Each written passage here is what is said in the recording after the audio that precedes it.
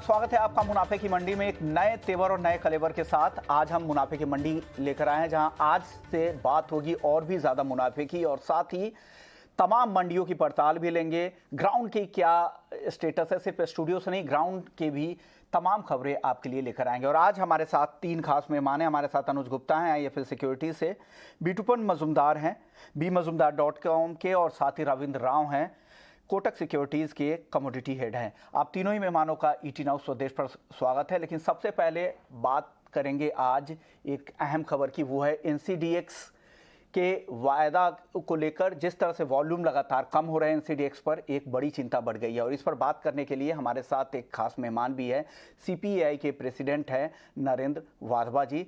नरेंद्र जी स्वागत है। नरेंद्र जी, सबसे पहले बात अगर NCDX की अगर हम करें तो लगातार वॉल्यूम यहाँ पर कम हो रहे हैं। एग्री वायदा में क्या लोगों का इंटरेस्ट कम हो गया है, या जिस तरह से एक के बाद एक कई एग्री वायदा अचानक से बंद करने का फैसला लिया गया, ये एक वजह है या कुछ और आप वजह देखते हैं? धन्यवाद विश्वमोहन जी। जैसे आपने कहा कि वॉल्यूम्स घट रहे हैं, ये कंसर्न है सेबी का भी और मिनिस्ट्री का भी। देखिए, जो 2003-4 में जब ये एक्सचेंजेस बने थे, इसका बेसिक पर्पस था प्राइस डिस्कवरी एंड एफिशिएंट जो हेजिंग है वो करने का। तो हेजिंग वाला पार्ट जो है एक बहुत इंपॉर्टेंट रोल है एक्सचेंजेस का। लेकिन हमने देखा जो ये डेरिवेटिव एक्सचेंजेस में सडन जो सस्पेंशन हुआ है कमोडिटीज का, या जैसे कई एपिसोड हुए हैं, जैसे लास्ट कैस्टर का एपिसोड हुआ, तो जो पार्टिसिपेंट्स हैं उनका इंटरेस्ट थोड़ा कम हुआ है। और यही मैं मेजर वजह मानता हूं जिसकी वजह से पार्टिसिपेंट्स का मार्केट में इंटरेस्ट कम है, स्पेशली एग्री कमोडिटीज के अंदर। और इसके लिए हमने रिप्रेजेंट किया है गवर्नमेंट को भी, सेबी को भी, और कंटिन्यूअसली हम बात कर रहे हैं NCDX से भी कि इसमें क्या किया जाए जिससे कि ये वॉल्यूम्स को वापसी बुलाया जाए। देखिए, जब जो लास्ट सस्पेंशन हुआ है कमोडिटीज का, एग्री कमोडिटीज का, उससे पहले इमीडिएटली FPOs ने नए पार्टिसिपेंट्स को ऐड करा गया है कमोडिटीज मार्केट में, जिसमें FPOs को हम चाह रहे थे इतने सालों से कि वो पार्टिसिपेट करें। तो उन्होंने पार्टिसिपेट करना शुरू करा, लेकिन जैसे ही उन्होंने पार्टिसिपेट करना शुरू करा, ये सस्पेंशन वाली बातें शुरू हो गई और सस्पेंशन हुआ। तो हमारा कंटिन्यूअस इसमें गवर्नमेंट से हमारी उनसे सबमिशन रही है कि उनको रीइंट्रोड्यूस किया जाए, जिससे कि वॉल्यूम्स जो है इनको वापसी लाया जाए, और जो बेसिक पर्पस है ये कमोडिटी एक्सचेंजेस का, डेरिवेटिव एक्सचेंजेस का, ये पर्पस सॉल्व हो। एग्री हमारा एक बहुत बड़ा रोल इकोनॉमी का, बहुत बड़ा सेगमेंट है। प्री कोविड हम 5 ट्रिलियन की जब बातें कर रहे थे तो उसमें 40% कह रहे थे कि एग्री जो कमोडिटी स्फीयर से आएगा। तो कमोडिटी स्फीयर से तभी आएगा जब हम उसका जो इकोसिस्टम है उसको ठीक करेंगे। तो हमारे को वो इकोसिस्टम स्पेशली एग्री कमोडिटीज में ठीक करने की जरूरत है, जिससे कि वॉल्यूम्स वापसी आए।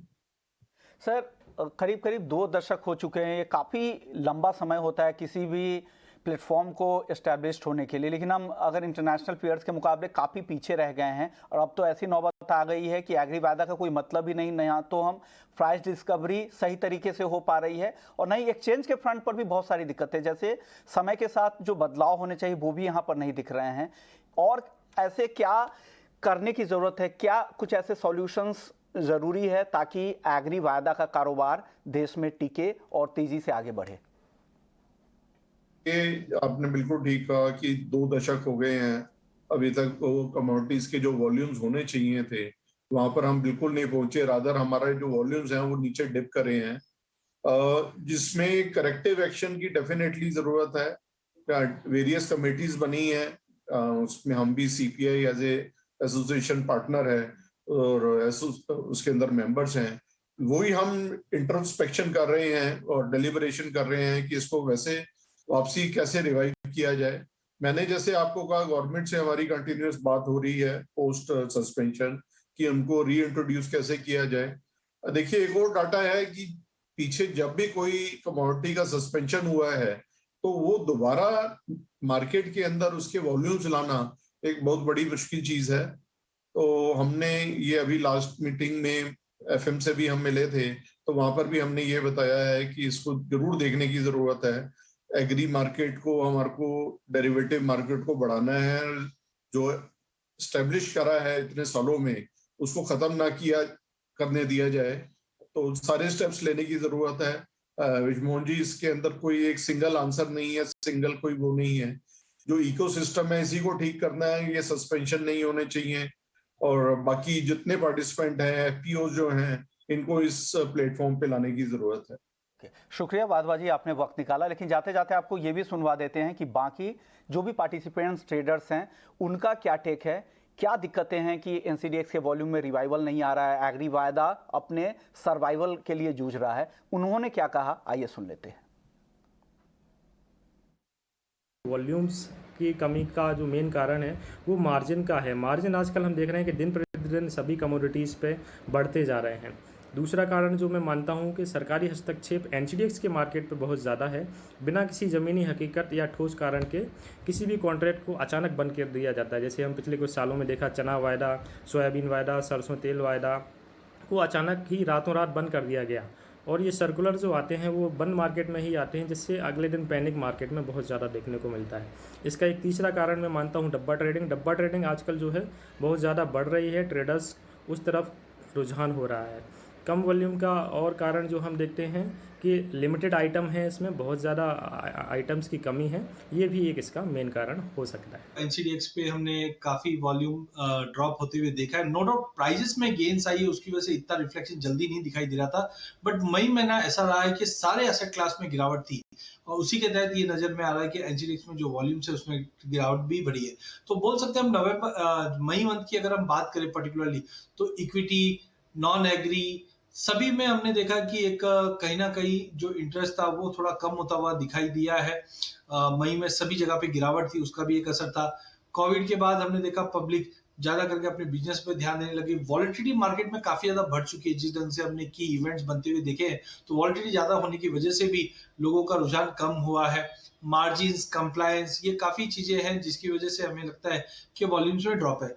साथ में एक चीज हमें ये भी देखना कि एग्री कमोडिटी जो है थोड़ा सा डिफिकल्ट हो जाता है आम आदमी के लिए ट्रेड करने के लिए, इवन ट्रेडर्स के लिए, क्योंकि काफी मैकेनिज्म्स या हम बोल सकते हैं कंप्लायंस, यहाँ पे हमें लगता है कि कंप्लायंस को थोड़ा सा एक नॉर्मलाइजेशन में लेके आए तो पार्टिसिपेशन बढ़ेगी। एनसीडीएक्स में वॉल्यूम कम होने के मेनली 3 कारण है। सबसे पहला कारण है कि सरकार द्वारा कंज्यूमर को चिंता जाहिर करते हुए कभी भी कॉन्ट्रैक्ट में बीच में रद्द कर देना, जिससे इंडस्ट्री को इस पे विश्वास कम हुआ।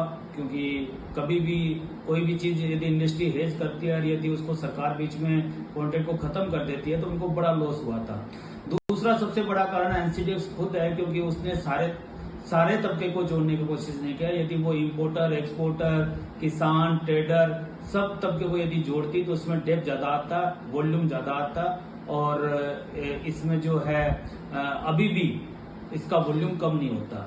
तीसरा सबसे बड़ा कारण ट्रेडर और मिलर का अपना ग्रिड था, क्योंकि ज्यादा कमाने के लालच में उन्होंने इसको एक अलग टूल्स, हेज के टूल्स के रूप में यूज नहीं करके इन्होंने हमेशा कमाने और सट्टे के रूप में यूज करना ज्यादा उचित समझा, जिसके कारण उन्होंने पैसा खोया और अब वो काम करने के लिए हतोत्साहित हो गए। एनसीडीएक्स में कपासिया खली का वॉल्यूम कम होने का मुख्य रीजन है कि पिछले दिनों हमने देखा है कि विसंगतियां काफ़ी आती है कपासिया खली के अंदर।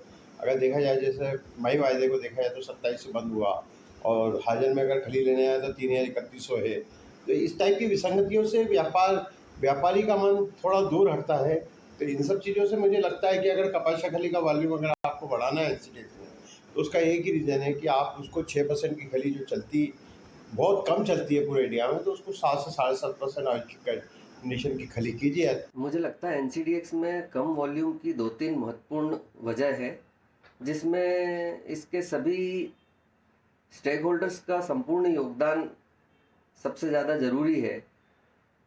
किसान की इसमें सहभागिता मुझे लगता है बिल्कुल नगण्य है, जिसके लिए सरकार ने इसका उदय किया था कि किसानों को उनकी उपज का समुचित मूल्य प्राप्त हो सके। भविष्य की कीमतों को देखते हुए उनका योगदान इसमें बिल्कुल भी नहीं है। छोटे ट्रेडर्स प्रतिदिन की अप्रत्याशित तेजी मंदी जो फंडामेंटल के विरुद्ध हो रही है, उसके कारण अपना काफ़ी कुछ खो चुका है और NCDX से दूरी बना चुका है, और बड़े ट्रेडर्स, एक्सपोर्टर्स अपनी कमोडिटीज़ को इसमें ढूंढ रहे हैं जो कि बैन हो चुकी है। यही प्रमुख वजह है जिसके कारण NCDX में वॉल्यूम में काफ़ी कमी आई। ओके, तो ये थे ऐसे एक्सपर्ट्स जो पार्टिसिपेंट्स हैं NCDX के प्लेटफॉर्म का इस्तेमाल करते हैं हेजिंग के लिए या फिर ट्रेडिंग के लिए, उनकी राय क्या थी। अनुज जी, आपको क्या लगता है, क्या वजह है कि लगातार एग्री वायदा का कारोबार बंद होने की कगार पर है, वॉल्यूम काफ़ी कम है, पूरा एक प्राइस रिफ्लेक्शन भी उस तरह का नहीं आ रहा है, अगर हम स्पॉट के मुकाबले अगर वायदा का भाव देखें तो क्या वजह है इस तरह की दिक्कतें हो रही हैं एग्री वायदा में? Vishnu ji, good morning. देखिए, सबसे पहले तो रीज़न ये है कि जो कमोडिटी सस्पेंड हुई है, जैसे चना, क्योंकि सबसे ज़्यादा वॉल्यूम चने में देखते थे, सरसों के अंदर हम अच्छा वॉल्यूम देखते थे, एडिबल ऑयल के अंदर हम अच्छा वॉल्यूम देखते थे, वो यहाँ से डीलिस्ट हुए हैं। उसकी वजह से जो एक विश्वास होता है वो यहाँ पे ख़त्म होता हुआ दिखाई दिया है। दूसरा एक चीज़ और है, जो भारतीय कम्युनिटी, जो ट्रेडिंग कम्युनिटी, उसकी जो साइकोलॉजी है वो बाई साइड ज़्यादा रहती है। हम अगर देखें तो जनरली जब मार्केट बढ़ता है तो लोगों का पार्टिसिपेशन काफ़ी आता हुआ दिखता है, और जब कमोडिटी के प्राइस नीचे गिरते हुए दिखते हैं तो लोग थोड़े से हट जाते हैं। तो एक साइकोलॉजी ये भी है कि गिरती मार्केट में लोगों का जो पार्टिसिपेशन है, ट्रेडर्स का जो पार्टिसिपेशन है, वो तो एज कंपेयर बाई साइड में के मुकाबले थोड़ा कम रहता है। तो एक रीज़न वो भी है। तीसरा जो मुख्य कारण है वो ये कि थोड़ा सा अवेयरनेस टाइप में, क्योंकि लोगों को लगता है कि एक ये सट्टा बाजार के तौर पर लोग इसको देखते हैं, जबकि ये एक हेजिंग सिस्टम है, एक प्राइस मैकेनिज्म है, और यहाँ पर एक जो रिस्क को मिटिगेट करने का वो सिस्टम है। तो अभी तक जो ये अवेयरनेस है ये लोगों तक नहीं पहुँच पाई है। लोग कहीं भी, कभी भी और अभी भी इसको ऐसे सट्टा बाजार के तौर पर लेते हैं, जो कि ऐसा नहीं है। तो मुझे लगता है कि थोड़ा सा अवेयरनेस की कमी है यहाँ पर, और जो लोगों की साइकोलॉजी है वो थोड़ी सी डिफरेंट है, क्योंकि यहाँ पर लोग शॉर्टिंग कम खेलते हैं, बाई साइड में ज़्यादा रहते हैं। तो मुझे लगता है कि ये 2-3 कारण है जिसकी वजह से NCDX का जो वॉल्यूम है वो थोड़ा सा यहाँ पे कम होता हुआ दिखाई दिया है। मगर डेफिनेटली अगर हम देखें, अगर हम पिछले 5-6 सालों को देखें, और अगर हम देखें तो जिस तरीके से यहाँ पर लोगों का इंटरेस्ट बढ़ा है FPO के थ्रू, जो कि हम प्लेटफॉर्म पे लेकर आए हैं काफ़ी FPOs को, तो अगर FPOs का यहाँ पर रिटर्न बढ़ा है, लोगों का ये जो इंटरेस्ट है वो बढ़ा है, तो इसका मतलब कि कहीं ना कहीं किसानों को भी दिख रहा है कि ये जो प्लेटफॉर्म है ये एक काफ़ी यूज़फुल है। मगर यहाँ पर थोड़ा सा हमें ये ध्यान रखना चाहिए कि जो कमोडिटी सस्पेंड है, वो जो लिस्टेड कमोडिटी हैं, वो ऐसे अगर सस्पेंड होंगी तो एक विश्वास खत्म होता हुआ दिखाई देगा। रविंद्र जी, आप भी लंबा अनुभव रखते हैं और बड़े हाउस को यहाँ पर रिप्रेजेंट भी कर रहे हैं, लेकिन आपने काफ़ी समय से, मैं देख रहा हूँ कि आप एग्री कॉल्स को क्लोजली ट्रैक करना भी कम कर दिया आप लोगों ने, क्या वजह है, क्या दिक्कत हो रही है सर? गुड मॉर्निंग विश्व मोहन जी। नहीं, हम ट्रैक करते हैं, लेकिन प्रॉब्लम ये है ना विश्व मोहन जी कि जैसे अभी रिसेंटली जो सस्पेंड हुए थे, आई थिंक एक जो लास्ट सस्पेंशन था, I think that was a major setback, क्योंकि जो मेजर कमोडिटीज थे जैसे सोया पैक में soybean, soya oil, RM seed, ये सारे कमोडिटीज में काफी अच्छी हेजिंग होती थी, काफी कॉर्पोरेट्स हेज करते थे इसमें, और एक साथ इतना कमोडिटी सस्पेंड कर देना, आई थिंक वो कहीं ना कहीं जो कॉन्फिडेंस है उसे हैम्पर कर देता है। और जैसे वाधवा जी ने भी बताया कि जो कॉन्फिडेंस एक बार निकल जाता है तो कॉन्फिडेंस, उसको वापस से कॉन्फिडेंस गेन करना बहुत मुश्किल हो जाता है। तो I think that is the major reason. इससे पहले भी कमोडिटीज बैन हुए हैं, जैसे कैस्टर सीड बैन हुआ है, चने में बैन लगी थी, लेकिन एक सिंगल कमोडिटी फिर भी एक बार ट्रेडर डाइजेस्ट कर लेते हैं, लेकिन जब भी एक पूरा पैक निकल जाता है तो कहीं ना कहीं एक कॉन्फिडेंस जो बिल्डअप हुआ था वो स्ट्रेट अवे निकल जाता है, और फिर से उसे वो कॉन्फिडेंस को वापस लाना थोड़ा सा, आई think it becomes a big problem. तो मेरे हिसाब से पहला जो चीज है वो कॉन्फिडेंस का है, आई थिंक उसके बारे में एक्सचेंज को भी सोचना चाहिए। और दूसरा जो चीज है, आई थिंक ये जो पैक निकल गया उसके बाद प्रोडक्ट जो है वो काफी कम है। आई थिंक अगर और सारे और प्रोडक्ट्स आएंगे तो इसमें पार्टिसिपेशन बढ़ सकती है। तो मेरे हिसाब से एक्सचेंज को भी इसके ऊपर थोड़ा सा काम करना चाहिए। और जैसे वाधवा जी ने बताया कि FPOs का भी अभी इंटरेस्ट आ गया है, तो अगर हम राइट डायरेक्शन में जा रहे हैं और उसके बीच में अगर ऐसा कुछ होता है तो I think that becomes a problem. तो मेरे हिसाब से इसे जो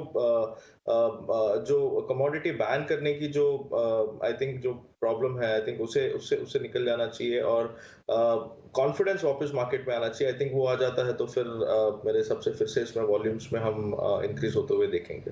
ओके, तो ये कुछ सुझाव हैं जो करने की ज़रूरत है, और काफ़ी समय से लगातार एग्री वायदा में जिस तरह के फैसले भी सरकार की तरफ से, रेगुलेटर्स की तरफ से लिए गए हैं, उसका भी असर काफ़ी हद तक देखने को मिला है। चलिए आगे बढ़ते हैं और वायदा बाजार का रुख कर लेते हैं, क्योंकि कई सारे काउंटर्स में धीरे धीरे नॉन एग्री में खास करके एक्टिविटी बढ़ती जा रही है। गोल्ड 51,000 के बेहद करीब है। बिटूपन, आपको क्या लग रहा है? गोल्ड और सिल्वर में आज अच्छी तेज़ी दिख रही है, आप क्या सलाह दे रहे हैं आज?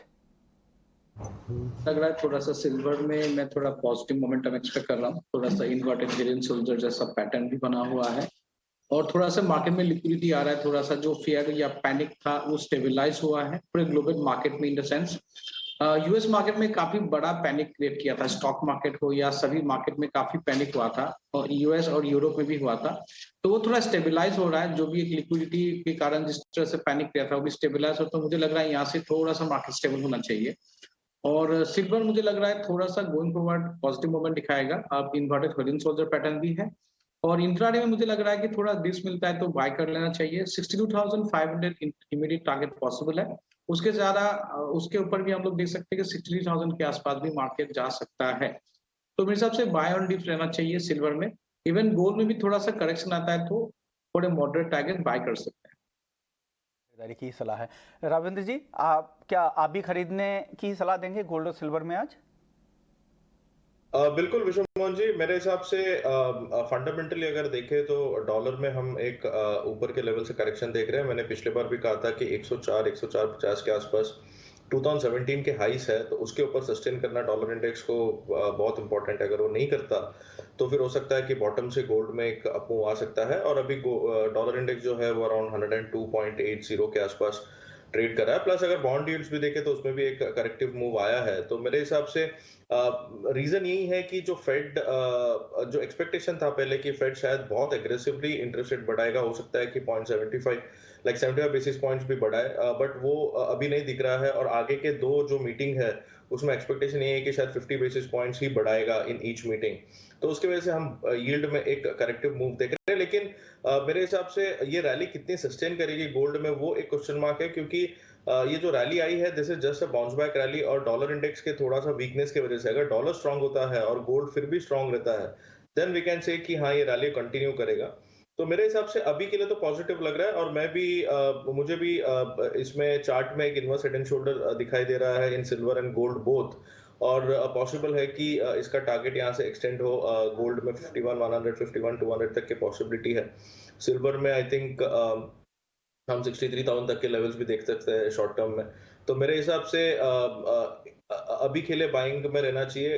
इंटरनेशनली गोल्ड 1868 काफी स्ट्रॉन्ग रेजिस्टेंस है, उसके ऊपर टिकता है तो ये कंटिन्यू करेगा। Otherwise I think it will trade in a range bound वहां पे जाने के बाद। तो मेरे हिसाब से इंट्राडे पर्सपेक्टिव से both gold and silver is a buy. यानी दोनों ही एक्सपर्ट मान रहे हैं कि गोल्ड और सिल्वर खरीदना चाहिए। आप सहमत है क्या अनुज जी? आपको भी लगता है खरीद लें आज? विष्णु जी बिल्कुल, लास्ट वीक जो एक पॉजिटिव क्लोजिंग दी है और एक लोअर लेवल से रिकवरी देखने को मिली है, हमें लगता है कि गोल्ड के अंदर और सिल्वर के अंदर अगेन एक बायस जो है वो पॉजिटिव रहेगा। हालांकि पिछले कुछ 1-2 हफ्तों में हमने थोड़ा सा मोमेंटम खोते हुए देखा था, मगर जो वापस गोल्ड ने बैक लिया है, मुझे लगता है कि एक अपसाइड मोमेंटम कंटिन्यू रह सकता है। इंटरनेशनल मार्केट में $1854 के लेवल चल रहे हैं। हमें लगता है जल्दी ही यहाँ पर $1870-1875 तक के लेवल आपको देखने को मिल सकते हैं। डोमेस्टिकली अगर बात करें तो हमें लगता है कि 51,300, 51,500 तक के लेवल यहाँ पर देखे जा सकते हैं। स्ट्रेटेजी वाइज हमें लगता है कि 50,800 के आसपास खरीदारी का ट्रेड लें। 50,450 का स्टॉप लॉस लगाए। टारगेट 51,400 तक के लेवल देखने को मिल सकते हैं। वहीं अगर सिल्वर की बात करें तो सिल्वर ने करीबन $20 के आसपास काफ़ी अच्छा स्ट्रॉन्ग सपोर्ट लिया और वहाँ से अच्छा रिबाउंड भी देखने को मिला है और ऑलमोस्ट अब $22 के आसपास आते हुए दिखाई दिया है। तो सिल्वर के अंदर भी हमें लगता है कि खरीदारी का ट्रेड रहेगा। यहाँ पर करीबन 61,500 के आसपास खरीदारी कर सकते हैं। 60,900 का स्टॉप लॉस लगाए। टारगेट 62,500, 63,000 तक के लेवल देखने को मिल सकते हैं। इंटरनेशनल मार्केट में एक्सपेक्टेड है कि 22.50 तक के लेवल देखने को मिल सकते हैं। साथ में हम देखें तो जो बेस मेटल में रिकवरी देखने को मिली है उससे भी काफ़ी हद तक सपोर्ट सिल्वर को आता हुआ दिखाई दिया है। और जैसे जैसे आगे अब हम डॉलर के अंदर वीकनेस जो है हमने यहाँ पर आती हुई देखी है पिछले हफ्ते के मुकाबले। अगर अब देखें तो डॉलर करीबन 102 के आसपास आ गया डॉलर इंडेक्स, तो उसकी वजह से गोल्ड सिल्वर को अच्छा खासा सपोर्ट आता हुआ दिखाई दिया है। हमें लगता है कि शॉर्ट टर्म में एक बाउंस बैक, एक शॉर्ट कवरिंग गोल्ड सिल्वर में देखने को मिल सकती है, जो कि बायर्स के लिए पॉजिटिव इंडिकेट हो सकता है। अब कच्चे तेल की बात कर लेते हैं। यहाँ भी अब तेजी बढ़ती जा रही है। 114 के करीब, $114 के आसपास ब्रेंट पहुँच गया है। बिटकॉइन क्या लग रहा है कच्चे तेल में आज? कच्चे तेल में मुझे लग रहा है थोड़ा सा तेजी है, बड़ा शार्पर रैली मैं एक्सपेक्ट नहीं कर रहा हूँ, लेकिन यहाँ से मेरे को लग रहा है कि 8750 1800 तक ये जो एमसीएक्स का क्रूड ऑयल वहां तक पॉसिबल है और इसको बाय पे रहना चाहिए थोड़े डिप्स में 8550 ये सब अगर ये डिप्स मिलता है यूएस मार्केट में, क्योंकि थोड़ा वोलेटिलिटी आ जाता है उस टाइम में, तो वो लेवल मेरे हिसाब से डिफेंसिव रहेगा 8550 के आसपास बाइंग एंड टारगेट आपका मैक्स एक्सटेंड हो सकता है 8750 टू 1800, तो वहां तक अगर मार्केट आता है तो प्रॉफिट टेकिंग लेना चाहिए और नीचे 8450 के नीचे इसके आसपास स्टॉप लॉस रहना चाहिए। तो मॉडरेट तेजी मुझे लग रहा है कि क्रूड ऑयल में है और जो मैंने पहले बताया था कि जो मार्केट में लिक्विडिटी कॉन्सेप्ट था उससे निकल गया थोड़ा सा, इसलिए वही फैक्टर सपोर्टिव रहेगा और लग रहा है कि 1-2 दिन के लिए थोड़ा सा मॉडरेट तेजी है। नेचुरल गैस में क्या करना चाहिए रविंद्र जी आज? नेचुरल गैस थोड़ा सा कंसोलिडेशन मोड में है, लेकिन हमें लगता है कि पॉसिबिलिटी है कि बायस थोड़ा सा जो इंट्राडे है वो थोड़ा सा नेगेटिव है। सो जब तक कि इसमें जो हायर लेवल्स आई थिंक 640 635 640 के नीचे जब तक है तब तक एक बार पॉसिबिलिटी है कि ये नीचे 614 के आसपास आ सकता है। तो मेरे हिसाब से इसमें सेल ऑन राइज की स्ट्रैटेजी होनी चाहिए, 635 के ऊपर स्टॉप लॉस मेंटेन कर सकते हैं और possibility of target is around 614 और अगर 614 के नीचे सस्टेन करता है तो 590 580 तक भी आ सकता है, but that I think is a good positional buy क्योंकि ओवरऑल ट्रेंड जो है नेचुरल गैस में अभी पॉजिटिव है, बट इंट्राडे पर्सपेक्टिव से थोड़ा बहुत करेक्टिव मूव आ सकता है। तो I think intraday bias negative और शॉर्ट टर्म पर्सपेक्टिव से अगर 590 580 तक आता है तो I think that is a good buying zone. Okay, metal में आज क्या खरीदे अनुज जी? देखिए मेटल्स में हमने अच्छी खासी रिकवरी देखी है। लास्ट वीक भी एक अच्छा खासा ट्रेंड हमने बेस मेटल में आते हुए देखा था, तो मुझे लगता है कि कॉपर और जिंक दोनों अच्छे बेस्ट बाय हो सकते हैं। कॉपर में पर्टिकुलर थोड़ा सा अगर भाव नीचे मिलता है करीबन 772 के आसपास तक, हालांकि मार्केट थोड़ा सा बढ़ गया है अभी, तो 772 से लेकर 775 तक भी खरीदारी का ट्रेड ले सकते हैं। 766 का स्टॉप लॉस लगाएं, टारगेट ऊपर में 780 से लेकर 785 का हो सकता है, जहां पर हम एक बाई साइड का ट्रेड देख सकते हैं। वहीं अगर हम जिंक की बात करें तो जिंक में भी हमें लगता है कि ऊपर में करीबन 323 तक के लेवल देखे जा सकते हैं, तो 320 के आसपास खरीदारी करें, 318 का स्टॉप लॉस लगाएं, टारगेट 323 तक का लेवल देखे जा सकते हैं। तो कॉपर और जिंक हमें लगता है कि यहाँ पर खरीदारी का ट्रेड बना के चल सकते हैं। कॉपर जिंक, आपकी बिटपन, आपकी राय क्या है मेटल में आज? मेरा भी कॉपर में पॉजिटिव आउटलुक है, लेकिन मैंने जो रेंज दिया था उससे काफी चेंज हुआ है, तो मैं थोड़ा सा माइनर डिप में लूंगा। 777 के आसपास पहुंच गया मार्केट, तो 774 75 में मिलता है तो बाय कर सकते हैं। स्टॉप लॉस मेरे को रिवाइज करके 768 का रहेगा और मेरा टारगेट रहेगा 784 या 83 तक रहेगा। आप भी कॉपर ही पसंद कर रहे हैं रविंद्र जी आज? बिल्कुल, मेरे हिसाब से एक रेजिस्टेंस है कॉपर में 778 का, जो कि हमारा इंट्राडे टारगेट था, तो उसके करीब आ गया है। तो मुझे भी लगता है कि 778 इसका निकालना थोड़ा सा इंपॉर्टेंट है। अगर वो निकाल देता है तो नेक्स्ट जो टारगेट है वो 784 85 का होगा। इसमें अभी जो इंट्राडे रेजिस्टेंस सपोर्ट है वो अराउंड 771 50 का है, उसके नीचे जाता है तो ट्रेंड थोड़ा सा चेंज हो सकता है। तो I think 774 773 is a good buy with a stop loss of 771 50 और अपसाइड 778 के ऊपर आई थिंक 784 तक आ सकता है। ओके, शुक्रिया रविंद्र जी आपका, अनुज जी आपका, बिटपन आपका, आप लोगों ने वक्त निकाला, बेहतरीन ट्रेडिंग होती है। तो मुनाफे की मंडी में फिलहाल इतना ही, लेकिन आप बने रहिए हमारे साथ। ब्रेक